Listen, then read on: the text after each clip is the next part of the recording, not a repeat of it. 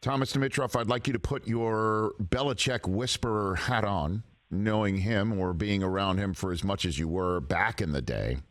What do you think is going on with the play calling there? I mean, all of New England is freaking out going into this number 2 season for Mac Jones after a remarkable first year, making the playoffs as a rookie, and Josh McDaniels not being there, handing the play calling off to 2 guys he knows very well, or 1 guy he knows very well, and handing it off to somebody who's never done it before. What do you think his thinking is right now, Thomas?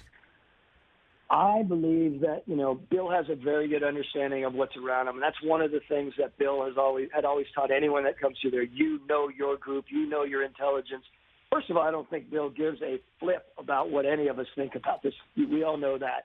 And secondly, I think even though there's a whole bunch of banter out there about who should take the lead on it, I think Bill knows deep down that he's going to be the overview of all of this. He's got 2 really important and smart people in that role. Whether they're defensive-minded or offensive-minded, I was curious to see how that was going to play out. And I really believe that, he wants a little bit of the mystery to it.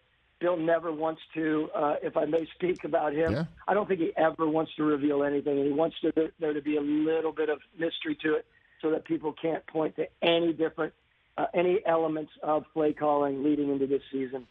But wouldn't it be, I guess, I shall have the temerity to question, wouldn't it be more sensible to get somebody who has done it before and bring that person in and teach them the Patriot way, the Belichick way, rather than bringing in somebody who's fully versed on the Patriot way and the Belichick way and handing them the reins of a very important season for their sophomore year quarterback?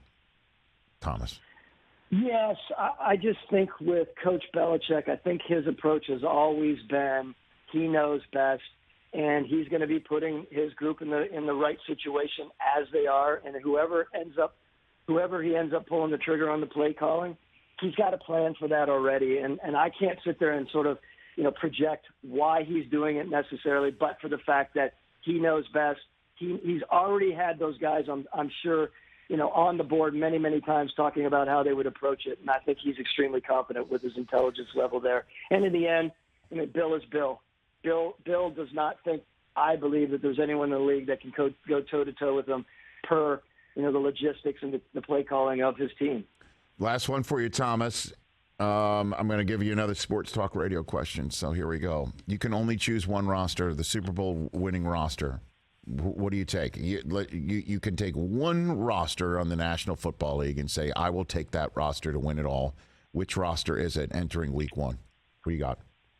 Look, I'm a huge fan of both the game tonight, and I'm a big fan of the Bills, and I just think I love where the Bills are right now. I love what they're doing with Brandon being at the lead of it all. I know this isn't roster-related. I love what they're doing with Sean McDermott as a coach GM build. That's a big thing for me. Where they are on the roster with Josh Allen, of course, Stephon Diggs. I mean, look, I just think they are rounded, and they have the approach that they know about. They're going to come with a lot of fierceness to them. And I think they are gung-ho and very, very focused to come in and kick a lot of ass in this situation. I'd go with them. Do you like the Bills? Everybody's on them. And I'm on them too, Thomas. I'm on them too. You just look at the way that they are rostered and put together, and then what beats inside when they actually play the game. It's tough not to take them. It really is.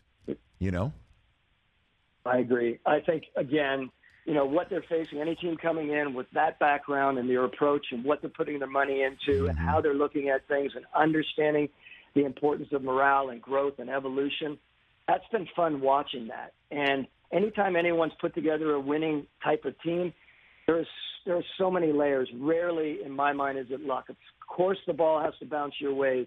But again, you're not only talking about the roster itself, you're talking about how the organization is set up. And I just think the Bills are a class organization with a lot of upside, of course. By the way, I lied. I have one more. I always have one more. You want to take your best guess on the first situation where a rookie's going to start? You got something for me there? What's your best guess? Could it be your old spot? Pittsburgh? Could it possibly be Tennessee? Washington? What do you got for me on that? I think it's Pittsburgh. I think they're, well, it's not Pittsburgh, right? No, I don't think so. Let me jump around here.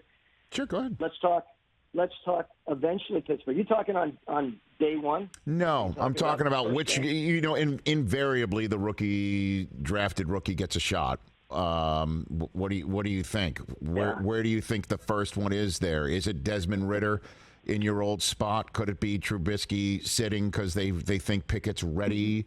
Could it be Sam Howell in Washington? Could it be Malik Willis, who looked terrific in the preseason, but it is preseason? That's I guess those are your options now. These are great, Rich. I'm going to stay in Atlanta since I'm sitting here down the street from the stadium, and I will say Ridder. I think Marcus Mariota, great soul, as you know, great person. Yes. That organization, I think, believes they know what they have in Marcus, and they know they need to start getting this organization their heads around a growing, prospect for the future. And like we did with Matt Ryan way back, we were very creative with how we put him on the scene early. Mm-hmm. We made sure we surrounded him with the right people. They've done a nice job, Terry Fontenot and co., as far as putting together that offensive group after coming off some major moves with the receiver group leaving, of course, and Matt Ryan leaving. I mean, there's a lot around this organization that needs to help Ridder grow, understand the need to increase their run game or improve their run game. That is vital. And I think they're going to go after that a little bit into the season and realize what they have in Desmond.